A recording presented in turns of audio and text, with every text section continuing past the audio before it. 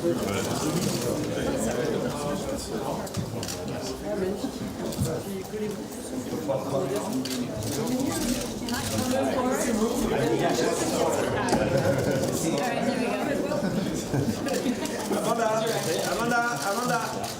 down first row, down first row. Down first row. Amanda, left please. This way, second row. Amanda. Douglas.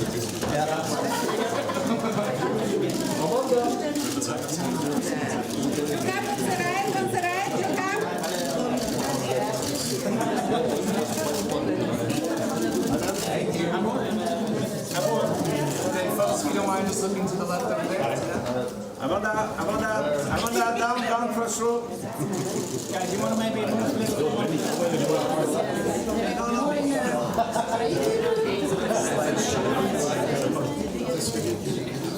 Please, this way. This way.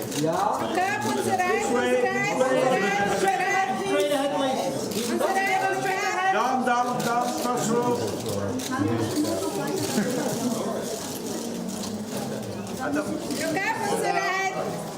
Thank you. Thank you. All right, producers, please step out. We're going to do add something to pass.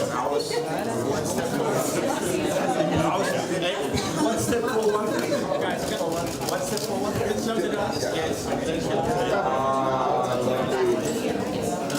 Okay, please, this way. Okay, and Amanda.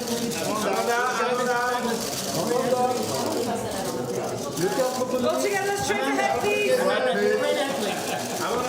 please, everybody this Go way. together, sir. Everybody to the right. Down this way. Down, everybody down.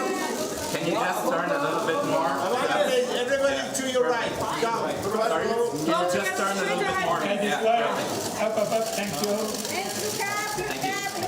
This way, down. Amanda. This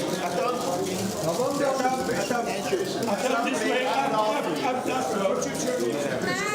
a little bit to our direction. All right, thank you guys. So we're going to do singles now. So three, just so my second. one step forward.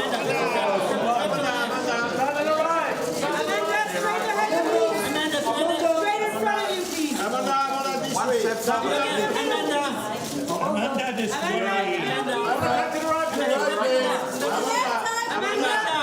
Can you look in the middle? Amanda, this way down. Right, please, Amanda.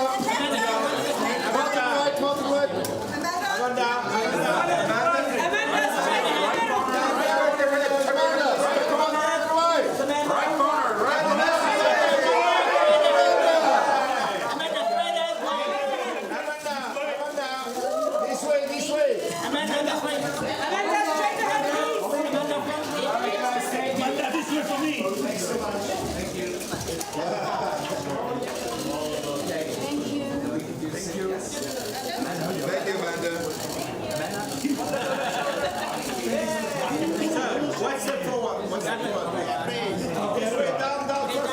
Front row.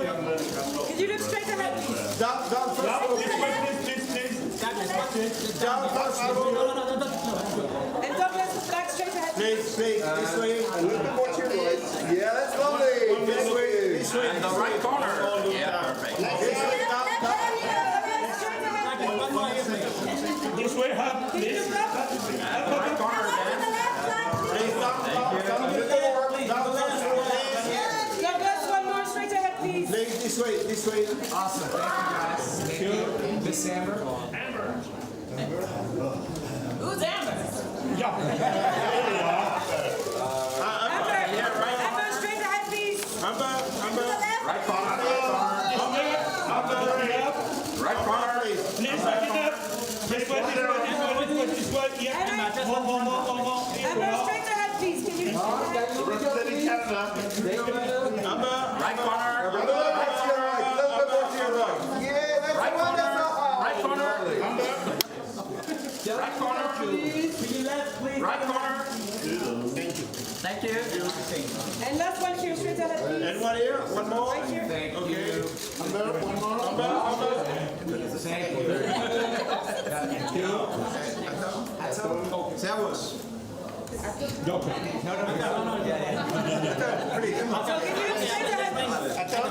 Atom this way. Back to me, straight ahead. Atom. Lift your head. This way, this way, this way. Atom. And look at me, straight ahead, please. Atom, please, this way. Atom, straight ahead, please. Atom, can you look close? In the middle.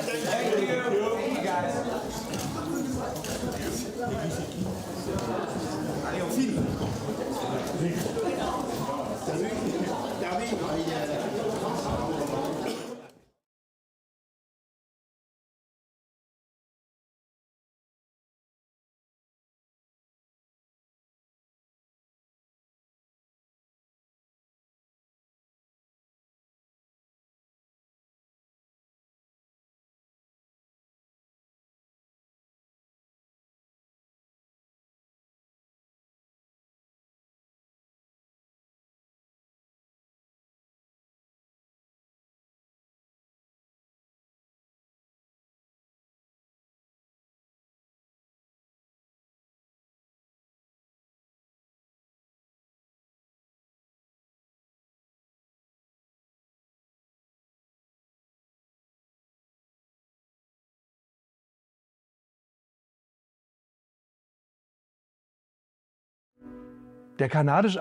Canadian-Armenian director Atom Egoyan created one of the most important style-defining films of the 90s. For example, The Sweet Hereafter and Exotica, psychologically accurate tragedies of human life. His new film with Amanda Seyfried again explores the depths of human relationships, a Berlinale special gala, 7 Veils. Intersections of art and life are made visible. Theater director Janine takes on the revival of her former mentor and lover's most famous work, a production of Richard Strauss's opera Salome. Parallel to the rehearsals, her private life begins to change. The experiences, longings and dreams of the protagonists are reflected in this production. Coming up, the press conference for Atom Egoyan's new film, 7 Veils.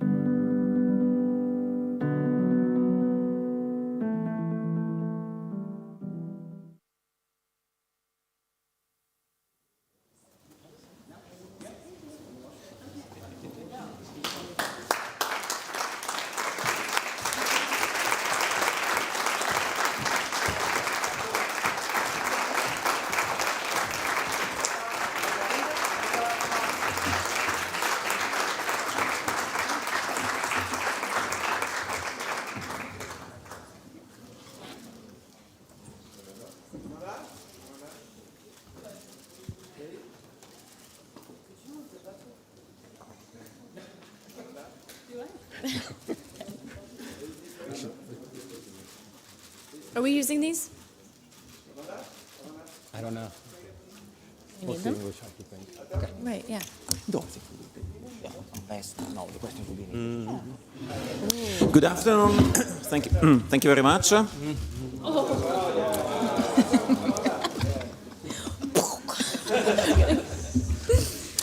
Thank you, and welcome to the press conference of 7 Veils. The film is playing the Berlinale Special Gala as an international premiere, and I'm very glad to welcome our guest here today for this press conference. I will start from the opposite side, on your left, with Douglas Smith, actor playing in the film.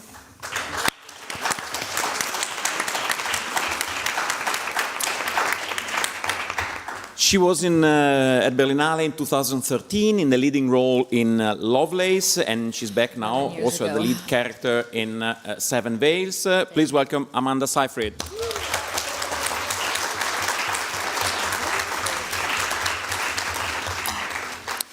He was also previously at Berlinale as a jury president in 2003, Atom Egoyan, writer and director.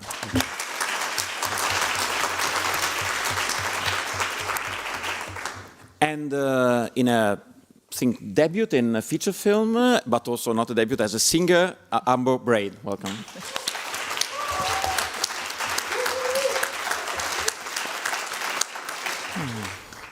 Let's start from over there in the back. Yes. This is Mark Harapetian, founder and publisher of film magazine Spirits, A Smile in the Storm since his 16th living year. Baref, Atom, Nice to see you again, and really a big compliment from my heart. This is one of your finest films, and maybe, in my opinion, your best, what I watched from your films. So I think you're very connected with opera before, but why exactly Salome? And do you think you can bring also, without the film, this opera on stage again? Because maybe you did before, I'm not sure, but you want to be also in the opera house director of this film?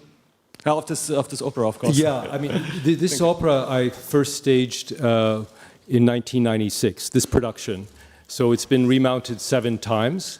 And when I was told it was going to be remounted last year at this time, I started thinking of this film. And I started thinking of Amanda, because we had promised that we would work together again one day after Chloe. We had a great experience on that film. And this character began to take shape, and I became obsessed with it. And this story is so fascinating, the story of Salome, the history of it, all the artists who have attempted to explore what this myth means from the Bible, and all through the 19th century, Oscar Wilde, Richard Strauss. So it's a story about really this idea of desire and what happens when you don't have something that you feel you need, and the way we act. So it seemed to have a lot of implications in this character of Janine and what she's dealing with in her life. Please. Claudia Schulmerich, Frankfurt am Main, Weltexpress, ja. I come from Frankfurt am Main, World Express. Also, Claudia Schulmerich, Frankfurt. Claudia Schulmerich from Frankfurt am Main. We have a very important opera house. And World Express, that's my newspaper. And first of all, let me say respects to Oscar Wilde. In 1891, he wrote this drama, and he had the premiere in Dresden. Why did you take Stuttgart? Stuttgart is Klaus Seelert. It's, of course, an important place, but Frankfurt with Michael Giese was also very important in terms of Salome, and I know what I'm talking about. And then secondly, which city are you in the film? Where's the opera house? And where is the home of the director? And my real question concerns a little scene in the movie when the understudies do their first rehearsal together. They don't talk about the opera, they recite in English, but they will have to sing in English. And I felt so confused. Why do they speak English? Those are great questions. Stuttgart, really, because we like the name, the sound of it, and my producing partner, Neve, where are you? He's entirely responsible for the fact that it's Stuttgart. He said it has to be Stuttgart because it sounds funny. So that's why it's Stuttgart.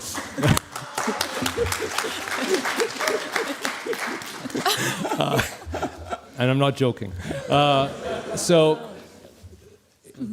There's a very interesting story of the history of the text. It was written in French by Oscar Wilde. It was translated into English by his young lover, Alfred Douglas. And then, as you know, the German translation is by Hedwig Lachmann. And then it was produced by Max Reinhardt. So Max Reinhardt's production is what caught Richard Strauss's attention. So there's a whole history of this, but the text in English is what they're reading because they want to go back to the original story. As you know, Richard Strauss cut the text by a half. Like the play is half the length of the original, the libretto is half the length of the play. But the text was important for these understudies to research, to go back to. That's why. It's taking place in Toronto at the Canadian Opera Company. So that's the home of the Canadian Opera Company in Toronto. And she's coming from, she lives in another city, She could be coming in from the States, or she'd be coming from Western Canada. We don't know where her home is. Please. Hello. Okay. It's Yannis Raouzeos from Greece. Nice of having you here. A question first to Mr. Egoyan about the film.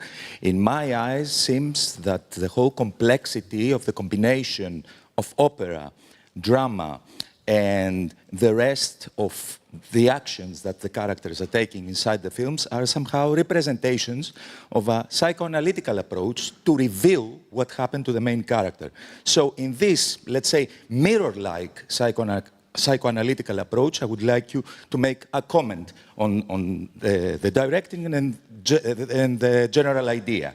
And also to Ms. Siegfried, how much it was, let's say, tensed for you to play this character with all these close-ups and everything that show all the emotions, the continuous and changing emotions inside this complexity of psychoanalytical mirrors. Thank you. Over to you. Oh, me? Yeah, tense. My body was tense for most of this very short but very challenging work. But I love, it's like a playground for me. I do love a challenge. I think I can speak for a lot of artists when I say that, but I think what was the most fun, albeit tense, was switching from feeling things from the faraway past for Janine, and then the more recent loss of her partner, and having to face everything, really, the past, the present, the loss. In certain scenes, it was just confounded, and that was sometimes confusing. But because Adam is so adept at keeping you on track and reminding you of what's happening, it was easy to remember what the focus was, which was 3 different things at once. Which is, I mean, I feel like sometimes when you're watching it, it might just be me being very frustrated and confused and working for the character.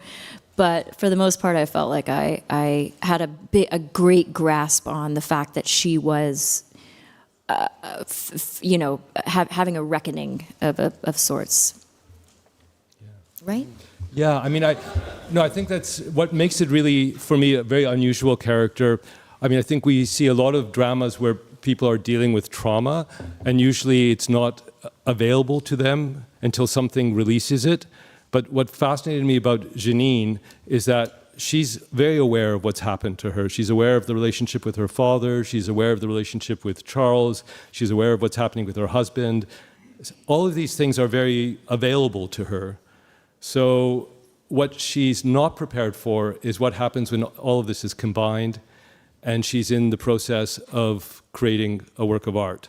That somehow she wasn't expecting that this crucible would react in this way. Right.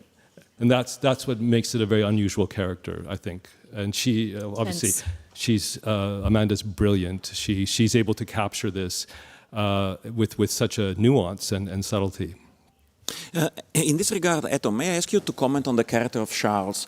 Because it's a character you have written somehow without him being in the film. It's written through the memories and the impression and the charisma that, and the impression you left on all the other characters. What about that character and how you designed it, how you conceived it?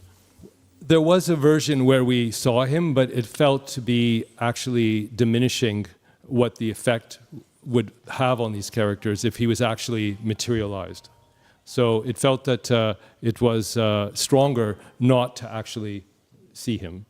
And then he becomes blended into other characters in an interesting way, and it actually reflects the psychological impact that he's had. My hope when you're making a film is to try and create a language that represents what the characters are experiencing, and not to be too dramaturgical about the construction, but to find a language which allows us access to what they're feeling and what their emotions are. We have a question down there, and then we go here. Yeah. Hi, question from Brazil, Rodrigo Fonseca, Correio da Manhã. amazing film. Thank you very much. I think that I would risk to say that since Calendar, your films are not only telling stories, but also reflecting about technologies, especially the technologies we use to tell stories. In the case of this film, we have the podcast, a cell phone call. I would like to hear you about that. The use of technology, specific these communication devices, interfering in the structure of communication. Thank you. Oh, okay. I mean, you have 13 minutes. Yeah. I've written, like, so many people have talked about this far more eloquently than I can say in a brief period of time, except, I'm dealing with characters who live in our present, so they are all very familiar with technology. What was interesting here is this use of the older archival tapes and her accessing these older images and almost being tormented by how powerful those images are to her. And then we also exaggerated, with the calls that she's having with her family, where we're seeing her reflection in the screen all the time. So she's actually in those conversations in a way that's maybe a bit expressionistic. But I'm just, the characters live in today's world, and so they are obviously fluent in the technologies we all use. And I think that any opera company now is very aware of marketing through all these ancillary kind of comments, right? Like they will have people talking about the props or talking about, like, it's part of the marketing of any opera now is to use social media. So it's not unnatural that they all have cell phones and that they're recording what they're doing.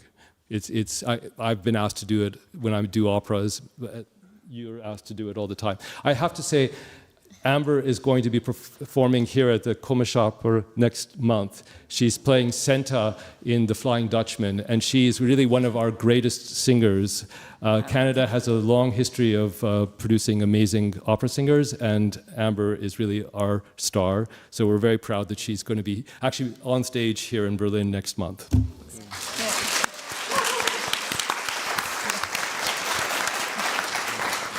Good afternoon, Mareike Drünkheim here for the BZ. I was wondering, Ms. Seyfried, could you maybe tell us a little more about your character and if you relate to it in any way? And then another question for you, Mr. Egoyan. I was wondering, since you were president of the jury already, how do you feel about Berlin? What memories does the film festival bring back to you? And which is your favorite Berlinale movie so far? Okay. Yes, I relate to Janine quite a bit.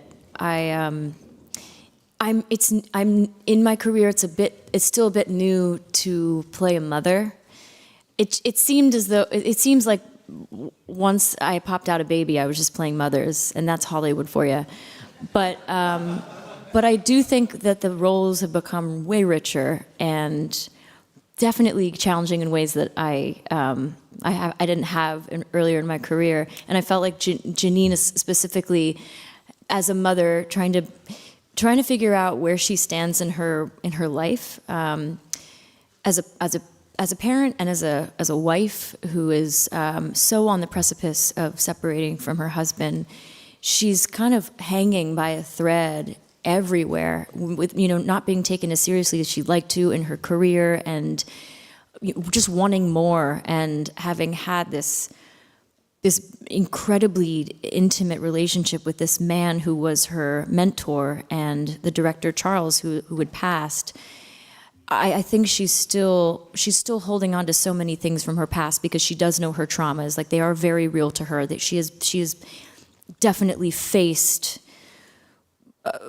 the things that have affected her and have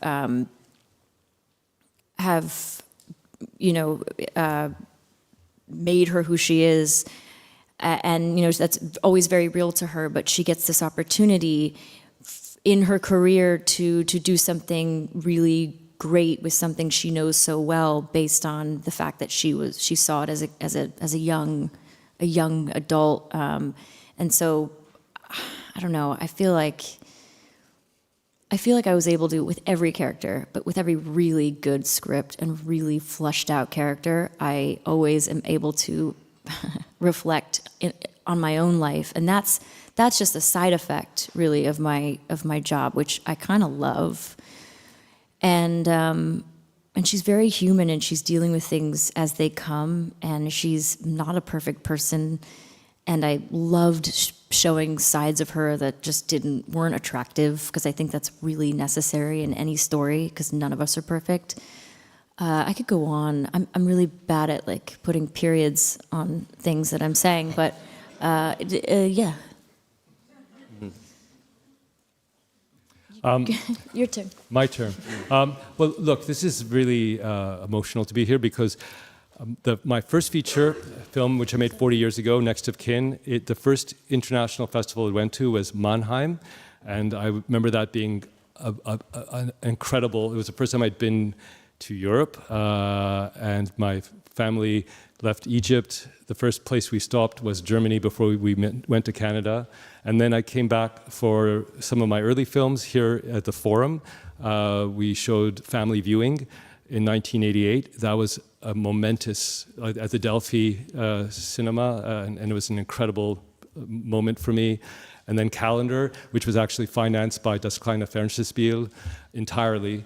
Actually, you know, I owe a lot to this festival. I was honored to be the president, and I'm actually really proud that the film we gave the Golden Bear to was In This World, which was one of the first films to deal with the refugee crisis, and that was, 21 years ago, I think that film was made. And so I'm really, really proud about being here again, and excited about showing the film tonight. Thank you. Please. Hi. Am I on here? Yes, please. Oh, hi. Mike Roddy from Irish Arts News. I just wanted to ask Adam, very lovely movie, by the way, and I wanted to ask two-part thing. What draws you to Salome specifically? It's such a controversial opera and has been since the very beginning. I mean, I think it's been banned in various places like New York. And there have been productions over the years that were just about as wild as the one you describe. But then the second thing is, so why are you drawn to that? You've obviously done it several times. The other part of the question is, do you think that perhaps because of Tar and Maestro, that, and we've had 3 movies here, yours and Sterben and Gloria, which all sort of deal with the subject of classical music. Is the film world bringing classical music back to the people? Well, look, there is nothing as stirring as seeing a group of human beings producing music. Like, you know, the experience of seeing a live symphony and a live opera are transformative. And especially at this time, it's amazing that human beings can just do something together, which is so beautiful. And so I think a lot of younger people are actually connecting to the phenomenon of live music, live classical music. It's finding a new audience, especially in Toronto. We're finding this, like with the symphony and the opera house. There are younger people that are coming, and I think they're rejoicing in this gift that we've been given as human beings to be able to make music together. And also that the opera voice is not amplified. It's real. So you're seeing a human being like creating these extraordinary sounds on stage, often against an 80-piece orchestra. So it's really very moving for a lot of people. Salome is an extraordinary story, and I think what makes it fascinating is how it's developed. In the Bible, it's very clear in Mark and Matthew that Salome asks her mother what she should do. And it's Herodias who says, behead John the Baptist. But Wilde makes this very strong shift where he has Salome defy the mother and very explicitly has Salome say, this has nothing to do with my mother. So he's created this very complex female character. And it's full of all sorts of interpretation. I think when we did it in '96, this idea of using the dance of the Seven Veils as a flashback was really novel. I think other productions now probably have seized on this because it's an amazing thing to have 8 minutes of wonderful music that you can do what you want with and not necessarily have to watch someone who's not a dancer dance. Though when it's Amber, I would have no problem watching that for 8 minutes, but often it's not something that works easily. But it really is interesting to have this flashback, I suppose. Down, please. Marc Cassivi from La Presse in Montreal. I was wondering if you could talk about the recurring theme of incest in your films. You hinted on it in Exotica, of course it was in The Sweet Hereafter, and in The Seven Veils. I won't dwell on it. I mean, I have talked about it. As a teenager, I was witness to, not in my family, but there was an abusive relationship that I had a front row seat at with this person that I was very involved with. So I have this very, very powerful relationship to the subject matter as an observer. We have one here, please. Lazar Christimo from Derek Radio Bulgaria. 10 seconds to Douglas and Amanda. Did you see the movie? I saw it as a reference, correct me if I'm wrong, with Opening Night with Gina Rowlands and Becca Zavetis. I mean, not like an actual reference, some details. And Birdman by Inarritu with Michael Keaton. And also, I forgot the third movie. And Tom, Mr. Egoyan, what you said in an interview, correct me if I'm wrong, that Amanda is an extraordinary actress, and after 15 years, you're reuniting with her because she's so gifted. What is the word? Is it unreal? What is your word for her performance in this film? Thank you. What is my word for her performance? One word? One word, wow. I mean, it would just hypersensitive. Hypersensitive would be the word. Those are all great references, filmically. Yeah. Bird.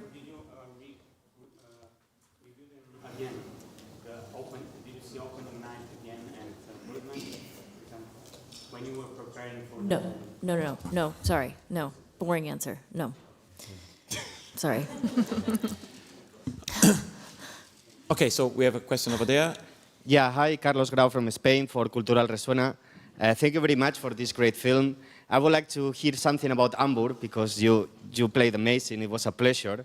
So I would like to know how you were approached for the role and how was the experience. And the second is for whoever wants to answer. What do you... no. Okay. We have no time. Just one. Thank you. Okay. Good. Thank you.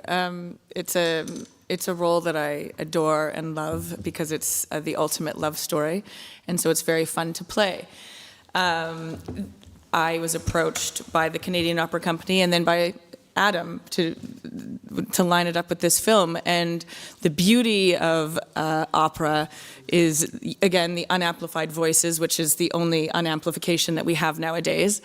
And we can just go direct into that bone structure of yours and make you cry and weep and do all sorts of fun things when you're sitting in that house and hearing an orchestra and very loud singers.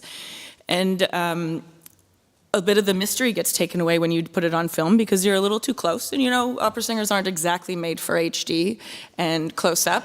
So, but you know, it's fun. But that's how it happened. I'd known Adam and loved him for years, and I love the work that he does. He directed Così fan tutte at the Canadian Opera Company, and of course the Salome that's been done multiple times. And then there is a plethora of other wonderful works. So it was great to be reunited, and I am thrilled to have this immortalized in a way, in this very strange means for me, and honored. But thank you for watching it. Please. Hello, do you hear me? Yes. Hi, my name is Carla Aguilar Lopez from Filmfilicos, a Spanish media. My question is for Amber and Douglas. Your characters are constantly dealing with Amanda's character's frustrations, basically. And in your case, Amber, you are constantly mirroring them.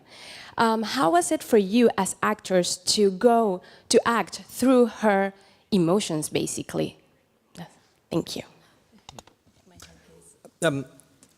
I didn't view my character as a mirror to Amanda's character. I viewed my character as a source of affection and support and connection, and our characters have a history of knowing each other before this film takes place.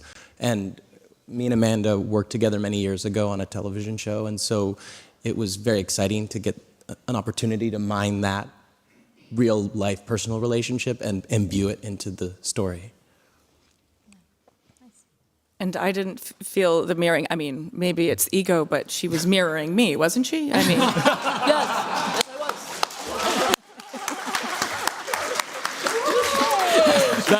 That's an opera singer.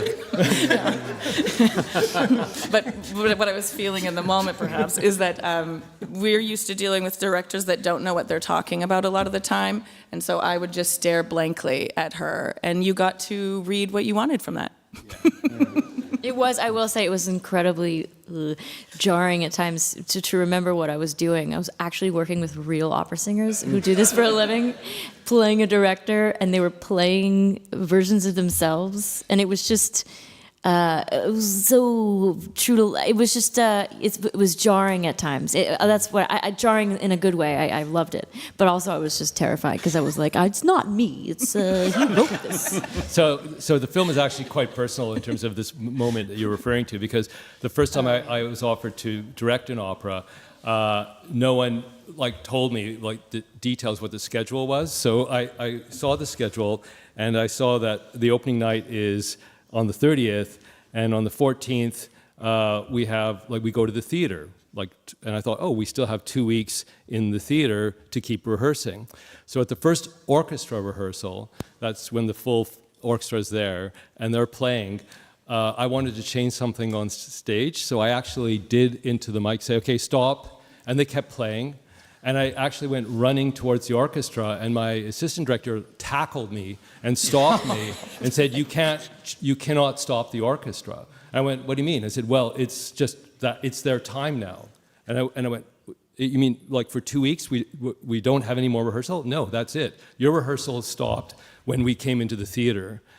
And I was just shocked. No one had told me that once the orchestra is there, rehearsal time is over. And so that moment that she's creating is real. When I think the conductor starts playing while she's having a meltdown, and your reaction there is just so great. But it's actually happened to me, so it's embarrassing to admit. We have time for one last question, please, short. It's me again. Once you directed and wrote Ararat, a big film about the Armenian genocide. So any idea to do another film with your Armenian roots, and maybe you are the director who could create the 40 Days of Musadak? And what do you think about the promise, Kerkakorian's heritage? Yeah, I'll probably steer away from Armenian issues because they're so complicated right now. It's not a really great time for the country, and so I'll have those conversations privately for the people who are interested, because it's a very perilous time to be Armenian, as we all know. Okay, thank you very much. We ran out of time. Thank you for our guest. Thank you for coming.